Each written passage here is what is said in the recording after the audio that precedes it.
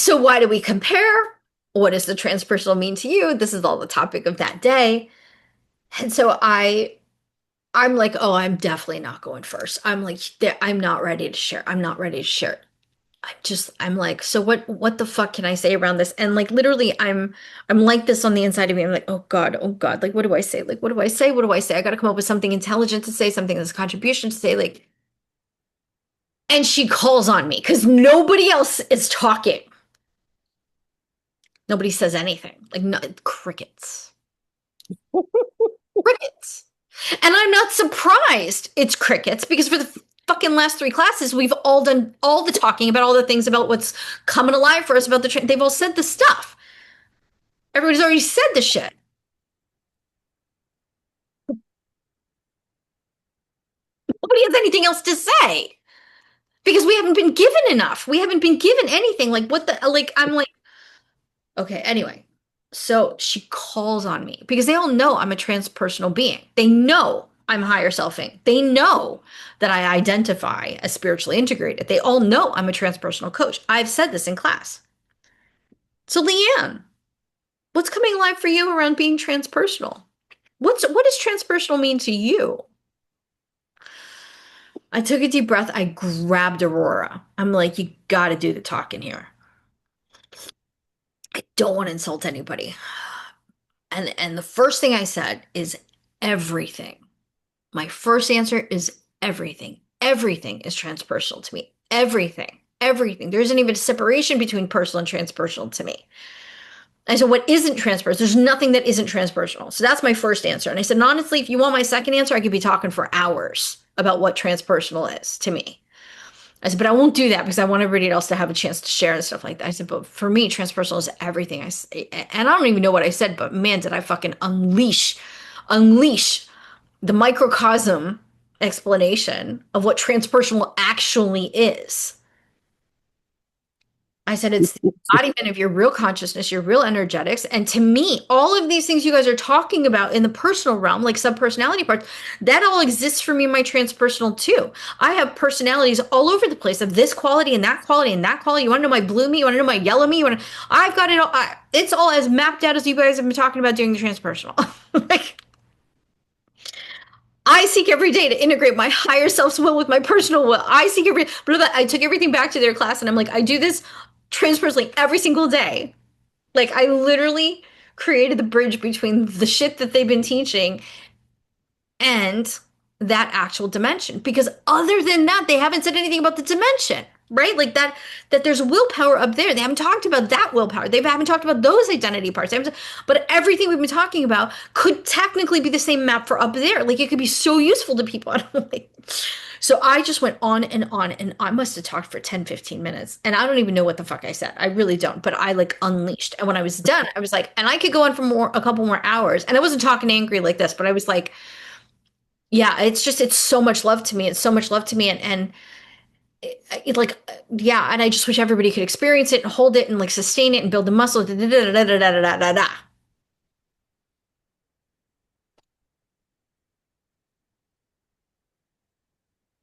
And I'm like, and I don't know what else to say. So that's what I got to say. I think that's how I wrapped it up. And Ariana, my mentor, is like, wow, Leanne, I see you. You know, she's just like, and she's cute like that. She says it about anybody and everything. She always validates you. It's part of the PSI way. Like you validate the person. I see you. I hear your passion. Like they mirror back to you the things that, and so she just goes, wow, yeah, no, 100%. That's beautiful. Everything you said is beautiful. And then she threw it to the group, crickets, crickets. So, so the next closest to spiritually integrated person in the class, her name's Anna. She's an intuitive coach. She does astrology.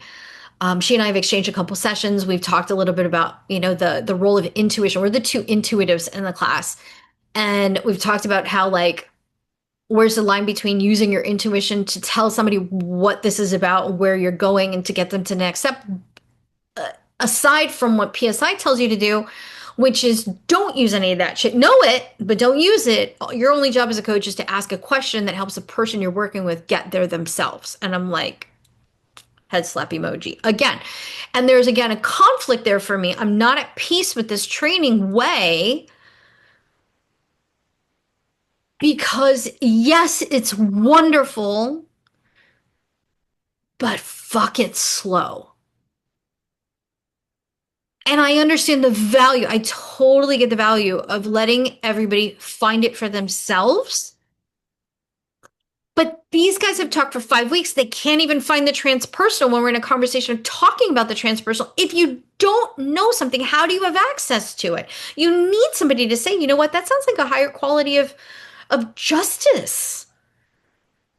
Transpersonal quality alert. Pay attention. Maybe you can think about justice in does this feel like justice to you?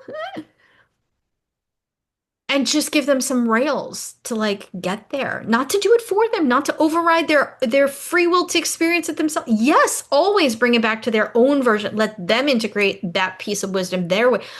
But my Leanne way is like, I got to give you something. Like how do you get to Rome if you don't fucking know Rome exists? And that's a perfect example of my frustration. Like, how do you tell somebody to get to Rome if they've never heard that Rome exists?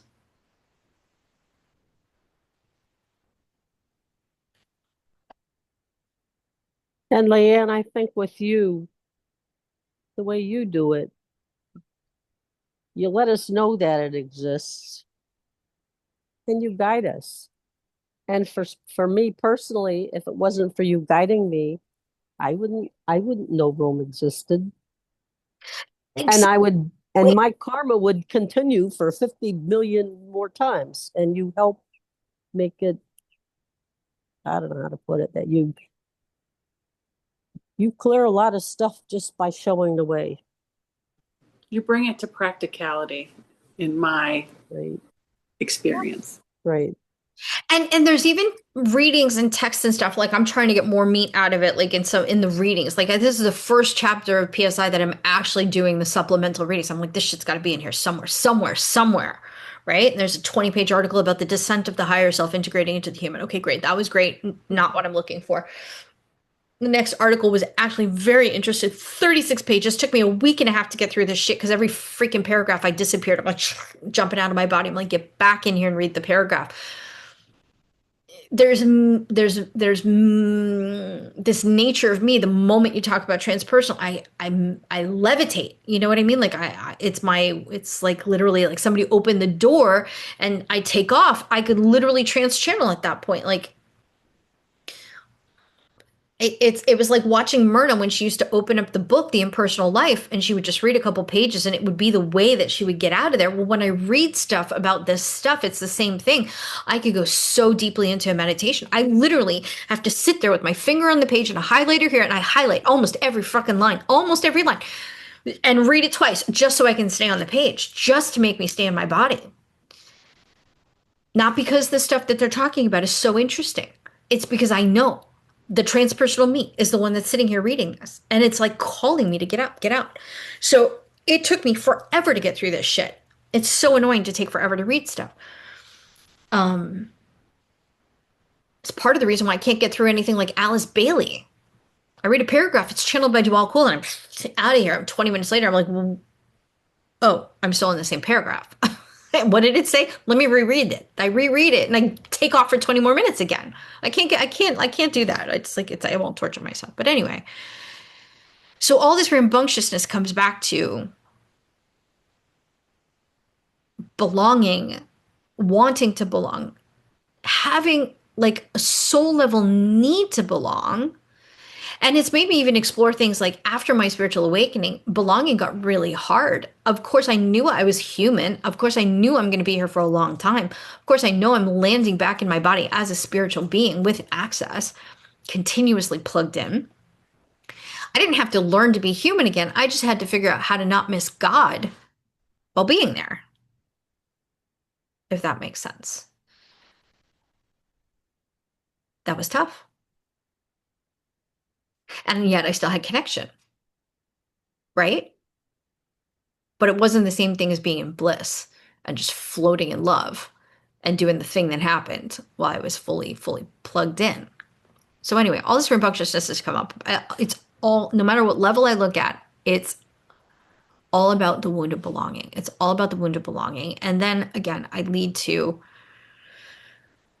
belong to yourself. And the real conundrum of that is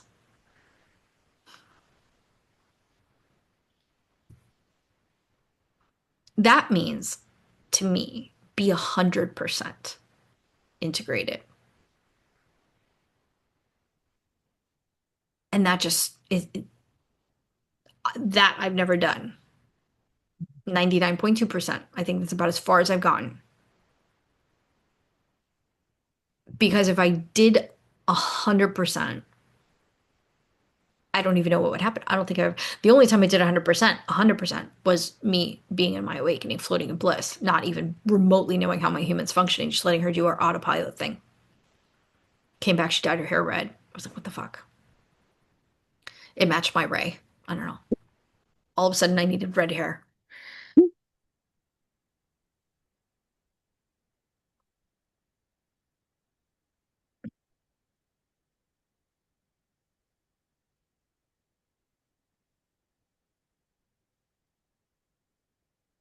There's also a piece of this that feels like if I did 100%, that would mean abandoning the whole world.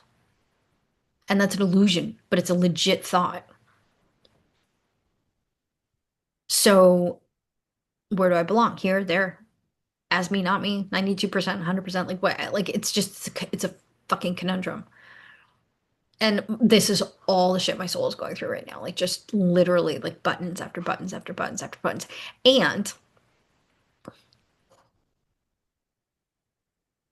I'm raging at this class, which is the even more annoying piece. I'm raging about everything. I'm raging about the lack of it. I'm raging about the time that it takes their way to get any kind of progress. So like the second we get into the TP level, my first session with my collaborator, like I've got a girl that I work with every month. She's assigned as my partner. Her name is Crystal.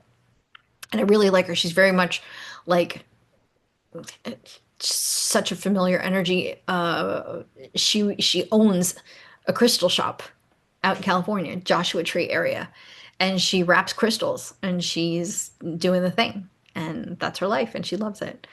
And then she takes this class, and she considers herself to be a scientific minded person who's had a lot of really cool spiritual experiences, including when she was studying in Canterbury in England during college. She had a lot of like, the witchy stuff and the ghosts and spirits, and like England is very open to like all of that stuff, readings and whatnot. And met somebody who gave her a crystal and said, you need this crystal in your life. And of course she grabbed onto it and like, yes, it had lots of meaning. And she studied geology, gemology, and the formation of crystals as part of what she literally went for metaphysical sciences, without not metaphysical sciences, but like actual sciences of like rock formations and geology stuff and whatever. So long story short, I'm working with her. Next thing you know, her transpersonal quality shows up. And I'm like, finally, I've done 6 sessions with this girl. We have yet to see a transpersonal quality. I'm like, okay, great. Let me lock into that. Now we're in the transpersonal zone. I can do that and invite her to hold that, or at least notice she just got lit, right? She just came alive because there's a transpersonal sense of herself that's now expressing itself in her in that moment. So I point that out to her, and it got shut down in about the blink of an eye. And it rerouted back to talking about what she's been talking about for 6 weeks. So I was like, okay, patient. I let her do her thing. She detoured back into the story, got lost in the narrative, got identified as something other than this transpersonal quality aspect of herself. And I'm sitting here going, if I was doing Leanne, we'd be doing something. But if I'm PSIing, I'm like, let me see if I can do this the PSI way, because I got to play by their rules because I'm doing their coaching, right? Like, so I take a deep breath and I ask her a good question and I get her closer to it. And I ask her another good question. I get her closer to it. I get ask another question. We get close to it again. And then she's vibing like that again. And then 5 seconds after I point it out again, she can't do it. She can't do it, which is the other problem of doing it their way versus doing it my way. And again, I'm not trying to compare. Truth is just truth.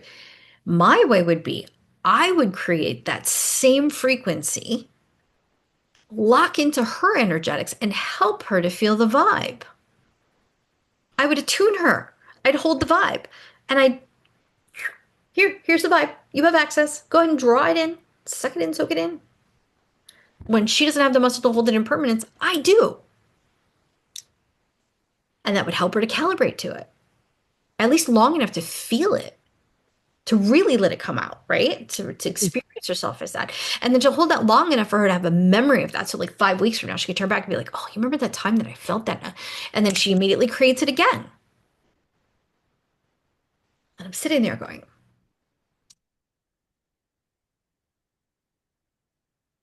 and I'm like, okay, but I'm going to let her do her thing.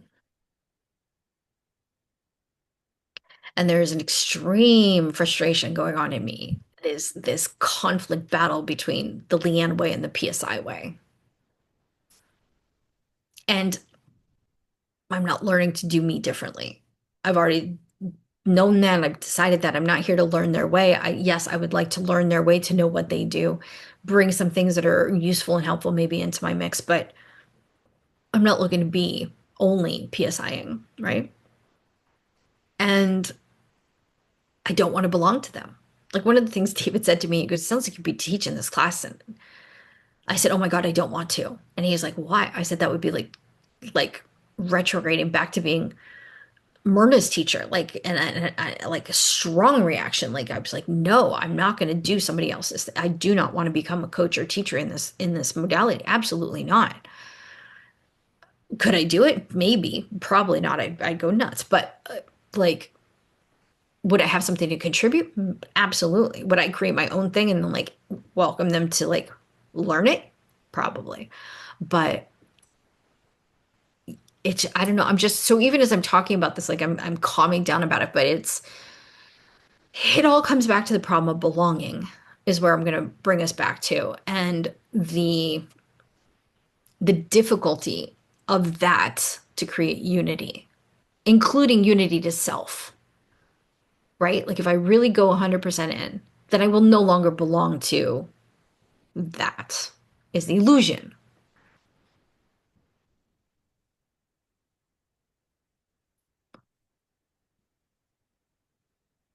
I'm opening up the floor because I ran out of things to say.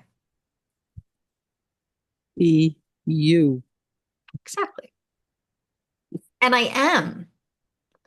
And I am. And like I said, like this is hitting deeper buttons. It's not that PSI is powerful enough to hit my buttons. This is like I swear Aurora is using this as a jackhammer into my third dimensional paradigm and even maybe into a third 3D wound of belonging. Like, but I'm literally dealing with it and it's coming up and I'm like transmuting it slowly but surely and like That it, makes sense. it's disturbing my peace, Yeah. which it should, right? Like it should. It's nothing wrong with my peace being disturbed. I just want to be back in peace. I want this done. Fucking over. Were you in peace before you started this class? Of Yeah, but course. okay, but that means that there's a button of this hidden somewhere in me that I didn't know existed. So now there's a part of me that's getting that my Rome, right? Rome I didn't know existed. This Rome that is now coming up, this problem I didn't know I had is now being revealed, and now I'm clearing it on every angle, every level. But that's literally what's got my soul rambunctious. And I think that we might each be going through something similar in the aspect of like breaking down our 3D paradigm and moving towards our 5D presence and our 5D beingness. Um, I think that could be what's going on. I think our ideas of life, I think our ideas of selfhood, I think our belongings, our beliefs of self and the roles we play and how we're getting valued or not valued, all of this is getting dismantled and destroyed and rerouted. And I'm just kind of sharing this because if you're going through any kind of that, number one, I think that's the agenda right now. Not enough to drive you absolutely crazy, but enough to like slow irritate you as a way to kind of softly blaze it out, right? So, having said that, I also firmly believe that the violet flame's in charge of this, as per always, and that all healing rays, especially partnership with the white ray, where belonging, individualization, selfhood, coming home to your divinity,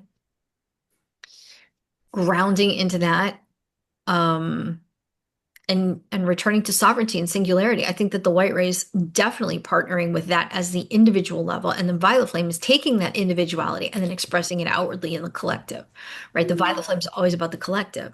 So I think there's a lot of white and purple work that's going on right now. And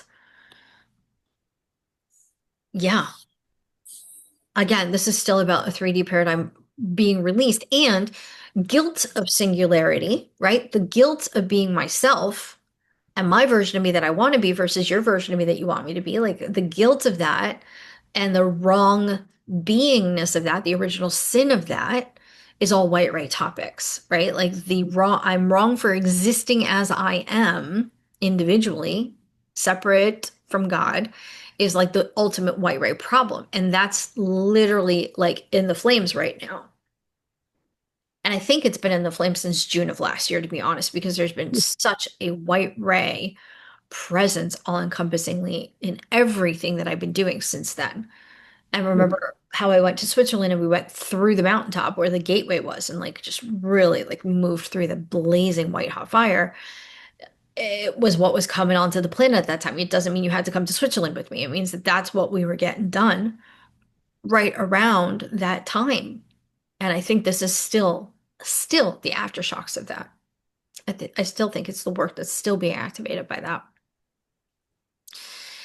So nothing's wrong.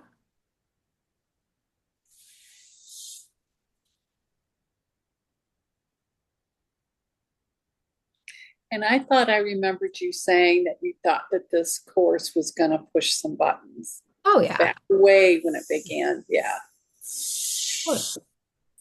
Self-imposed torture.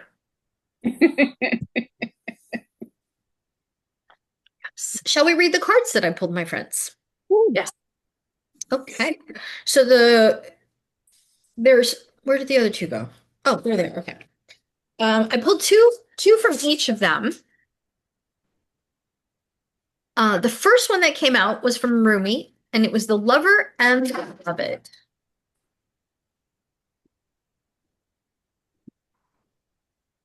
For 35.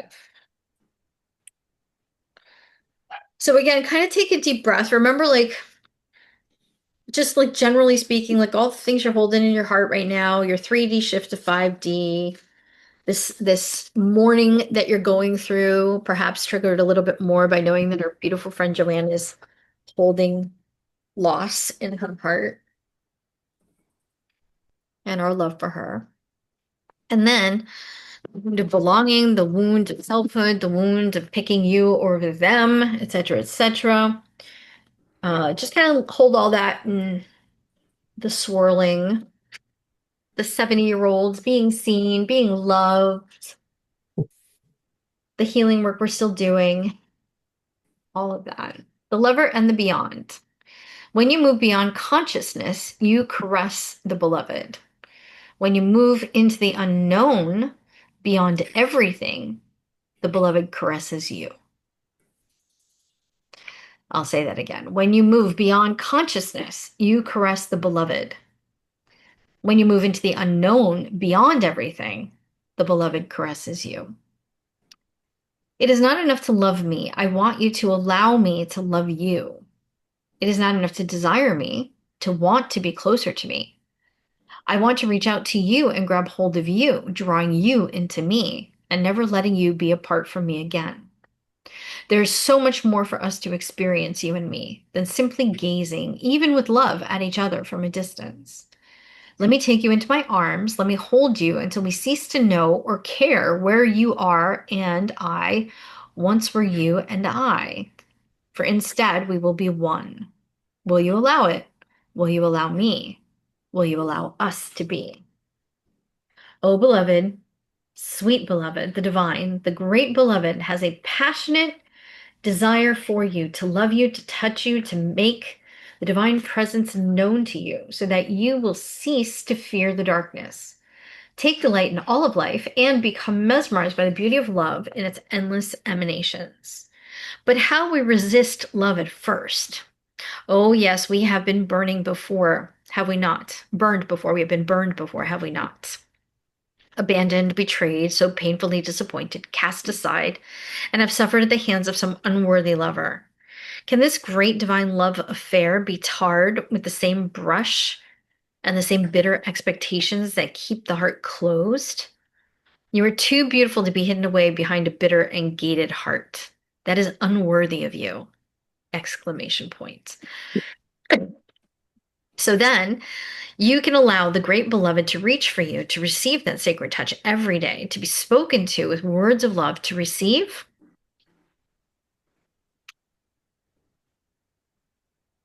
You who give of yourself can be recognized. I'm sorry, you who give of yourself, can you recognize the beloved wishes to give to you too? These need not be mutually exclusive happenings. Come now, deep down, you know the genius of the divine is such that in being received, much is given.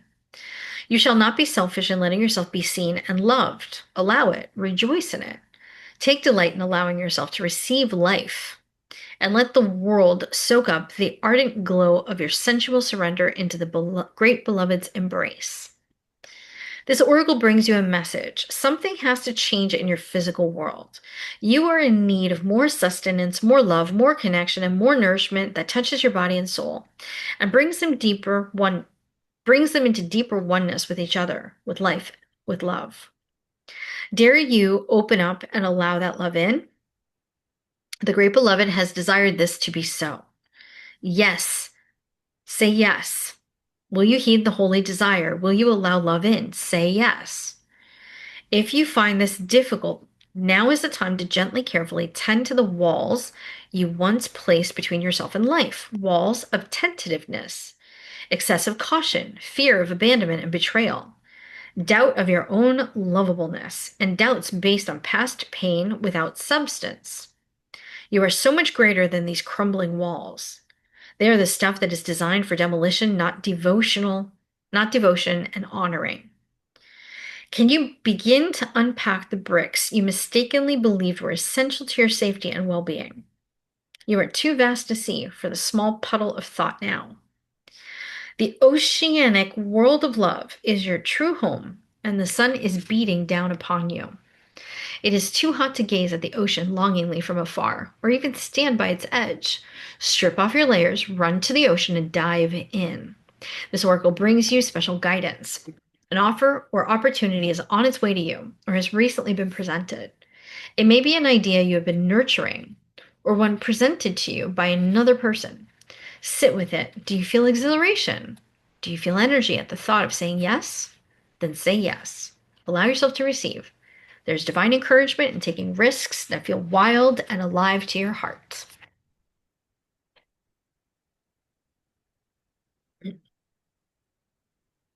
The second card that I pulled is the Lotus Throne from Kuan Yin.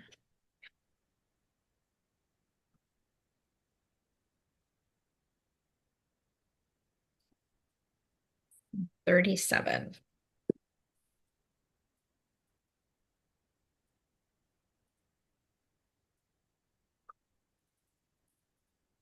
The Lotus Throne. The same lotus wisdom that enlightens beloved Kuan Yin and all spiritual masters is the very same lotus light within your own heart, beloved. It can take great courage to trust your own inner light, to ascend the throne of your own inner spiritual authority, especially if the light of others around you seems more powerful than your own. You are being asked to trust this inner guidance above all others now. Have faith in your own heart. Know that you are divine. There are times on the path that we can greatly benefit from assistance from others. In fact, these times are almost always. A true spiritual master, teacher, guru, guide, or healer has the same role to connect you with conscious awareness to your own inner light, so that you may come to realize the spiritual power, authority, and beauty that you are in truth is the same spiritual power, authority, and beauty that you may see and honor in them. Sometimes we might need an external guide to help us make that connection. Sometimes we are closer to our own divine wisdom than we consciously realize, and yet we fall into a habit of believing that others may know more of what is good or true for us than we do ourselves. Sometimes, out of habit and conditioning, it is just easier to see the divine light in others than within our own heart. This oracle has come to you to guide you to trust that your own inner teacher is growing stronger, that you have more spiritual wisdom than you may have previously acknowledged, and that you will benefit greatly from heeding your own heart's guidance at this time.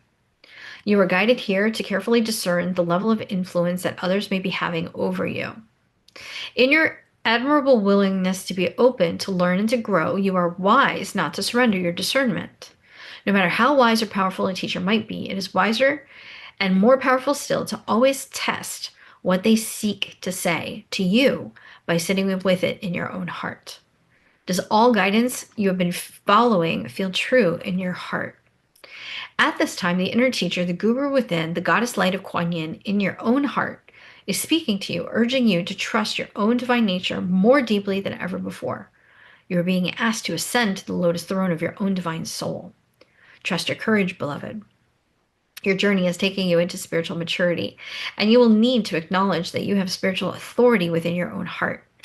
Yes, you can learn from others, but always honor your inner teacher, beloved, as this is your own unconditional, loving, and flawless guide. The part of you that is pure divine wisdom always has been and always will be.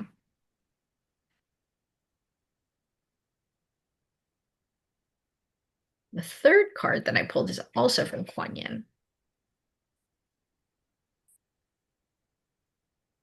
It says Call of the Dancing Crane. Not big surprising since cranes were on the topic today. Take a deep breath. Dancing crane moves through water and muddy marsh with elegance and grace. The mating call and dance of the crane is full of beautiful movement and flow. There are times when the astral waters of our emotional life become stagnant and will benefit from the healing movement, grace, and beauty of the dancing crane. The Call of the Dancing Crane card is a reminder that sound can be healing too. This is particularly so when your thoughts, beliefs, and emotional patterns do not support you in living the spiritual destiny you were born to live. Have you ever felt like you were a different person on holidays or when you were traveling? This is because you were free of the astral gravity that you usually live with on a day-to-day basis. The astral plane is like glue. When we put enough energy of habit into thoughts, emotions, beliefs, and stories from our past that condition how we interpret current life experiences, we can get stuck in astral gravity, unable to let go of ways of thinking and reacting, even if we really wish to do so. We can create sticky astral thoughts and beliefs that attach to houses, places, and people. When we are in a different environment, we often have a chance to create fresh habits and beliefs, which is why a holiday or travel can be so refreshing and inspiring. Sometimes, however, that is not practical, and we need healing to break through the muddy stagnation of old thoughts and beliefs right now. As we grow spiritually, we can outgrow our astral conditioning, just like sifting mud out of the water, so we can move freely and gracefully like the dancing crane if we accept healing energy to help us filter through our psychological programs so that our thoughts, beliefs, and emotions can create new habits and patterns more aligned with what we would like to experience in our lives. These filtered energies can become more powerful than old stories about life that no longer support us in living according to our spiritual light. Healing the astral waters can require great patience, persistence, and application to be achieved. The dancing crane uses dance and sound to thrive, and you are encouraged to use movements such as dance or yoga, and sacred sounds such as chanting mantras or healing names of the divine, such as Kuan Yin, dancing crane goddess, to support your healing. You may intuitively feel that movement is a physical sense to a different location, such as going for a walk or a drive to a different park or beach might help you. If you have been feeling that you need to move to a different location, change situations in your life, or connect with new groups of people with whom you feel more inspiration, then this oracle is confirming this intuition and encouraging you to embrace those changes in your life.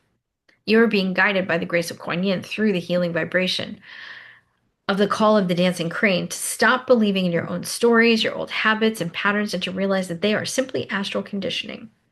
There is no higher truth to them than this. You are allowed to change them. You can choose to cultivate any thoughts, beliefs, and interpretations of experiences that you like. Sometimes we are graced with divine assistance, which helps our astral healing happen more quickly and easily. We still need our affirmations to change our thoughts and to let go of old stories about our self-worth, abundance, health, relationships, judgments of ourselves and others. Yet with divine blessings, it is like we get a hand lifting us up out of our old ways until we learn to stand in the new vibration on our own. You are being asked to allow her to assist you now. She might come to you in meditation, through a healing session, or in a dream. You may see her as a crane goddess or hear music and sound that uplifts you into a new vibration. You may feel her guidance in the urge to create a vision board, to say an affirmation or a mantra, in a desire to dance or do yoga. Allow her to guide you to the perfect way for you to receive her divine blessing and help so that your affirmations, your vision board made of inspiring images that you love, and your choices to interpret incoming data as evidence that the universe loves and helps you become more powerful than the pull of your past.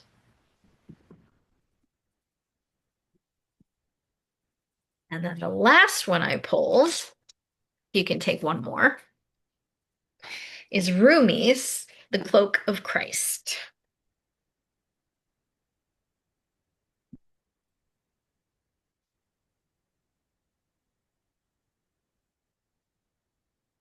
Taking a big deep breath. In the School of Humanity, when you become intimate with God, you reside on the king's throne and teach the angels the nature of the divine. I'll read that again. In the School of Humanity, when you become intimate with God, you reside on the king's throne and teach the angels the nature of the divine.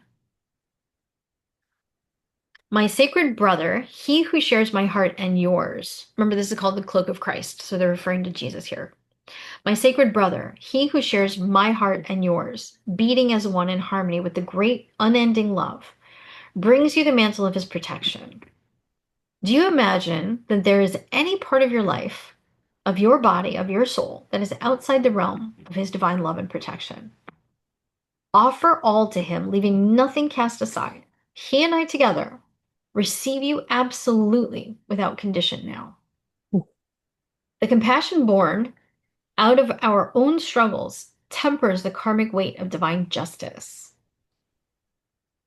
We have been through the same journey you are taking now, sweet divine soul. In oneness with the divine heart, we know of your efforts and your struggles. So what is bestowed upon you now is the restoration of forgiveness, of kindness, of mercy. My sacred brother speaks to you. He shall receive your darkness and your light, the angel of your heart and the demon of your fear. Nothing is greater than my brother's love for you. Nothing is greater than my holy passion for you. Take refuge under the cloak of Christ, the mantle of my sacred brother, and know that you are held in our loving sanctuary. You are tired, beloved. Your soul has been ravaged inside and out, and you are succumbing to struggle that is not karmic or necessary, but a symptom of fatigue and weariness of heart, mind, body, and soul. That which plagues you, whether something specific or a general nagging malaise or anxiety you cannot quite pin down, is not as powerful as you fear. You are being given a grace here and now that it may be overcome. Remember, your reactions are a symptom of your exhaustion and a sign that you need respite, sanctuary, and restoration. They are not a sign that something must be done, so much as a sign that something must be received aloud. That something is healing, made possible through divine protection. In this instance, protection is bestowed through the cloak of Christ. This cloak is a sacred container that places your body and soul within the loving energy of the Christ consciousness. This unconditionally loving energy is not limited to the being bearing its name, but is shared by Rumi and many other holy ones. It is typified by wholeness. There's nothing within you that would cause the Christ to turn away from you, not even those parts of you that may fill you with fear, shame, guilt, or regret. He and Rumi are sacred brothers, loving and supporting of each other, and they see your soul as one of their family, one of their own. You are so loved by them both, equally and without measure. Can you allow yourself to take refuge in this knowledge, to feel it not only as an idea, nourishing as it is, but as a visceral reality where you complete the sacred honoring ritual and allow yourself to feel the peace and receive the healing? The knowledge of the Christ's unconditional love for you is a safe space, a place to fall into when you are struggling. It is a sacred container for your healing process, an energetic field that is stronger and more enduring than even the greatest fears or doubts. The purpose of this sacred container is to provide you with the feeling of being held, especially for those times when you are feeling that you cannot hold yourself. Sometimes we just need permission to break down, to really let go, to come apart and be dissembled, so that we can break through, be lifted up, and come together in a new, more spiritually coherent and loving form to move forward. For you, this is essential. There's a person, place, thing, or belief that has come to be like a manacle around your wrist or an iron ball and leg iron, preventing you from moving forward with the grace you have earned spiritually. You are being empowered here to shed that. Don't hesitate. Let yourself be cloaked in the Christ energy and receive the spiritual assistance you deserve now. There's a reason for this. The unfolding of your life purpose is taking a turn for the better, and your energy is required to fuel that new life. This is particularly so if you have also drawn the Oracle of Passion for Purpose, which is a different card, or intuitively feel drawn to read the message of that card and complete its accompanying sacred honoring ritual. Just remember that whenever we are asked to release something, it is because the divine wishes to fill our hearts and hands with more. Do not hold onto scraps for fear that the feast will be denied to you. Use your nose. Smell the feast awaiting you. And because he talks about the sacred honoring ritual, I'll read that part, which I didn't for the other one. Open your arms wide above your head and tip your gaze gently up towards the heavens. If you are inside, imagine or intend that you can gaze beyond the physical structure of the ceiling, right into the sky that lies above you. Then lower your arms to prayer position at your heart and say out loud, Rumi and Jesus Christ, who love me without condition, offer me the cloak of the Christ, the mantle of divine protection now, that I may receive the karmic grace and healing I need through the power and mercy of your presence. Thank you. You sit quietly and imagine you are surrounded by a dark, comforting cloak. You can easily breathe through it. You can easily see light within it, filtering through it if need be, or you may feel comfortable in the darkness. Let it be whatever is most relaxing and soothing for you. You may even imagine it to be the night sky dappled with stars wrapping around you. Close your eyes and relax now for as long as feels good. That may be for a minute, for 15 or 20 minutes or longer. Just be with what feels appropriate and best for you at this time. When you feel you are ready to arise from your rest, simply place your hands at your heart and say thank you. You may notice strong energetic sensations or emotions during this process or in the day following. You may notice repetitive thought patterns that you need to comfort and challenge with more loving thoughts. You may have significant dreams in the evening also following. It may be very subtle for you, so much so that you wonder if anything has happened and if it has worked. It has. The effect will be demonstrated at the right time. Just trust. I think that's such a beautiful place to leave you, just in case you want to stay in that cloak. Know that my love is there with you too.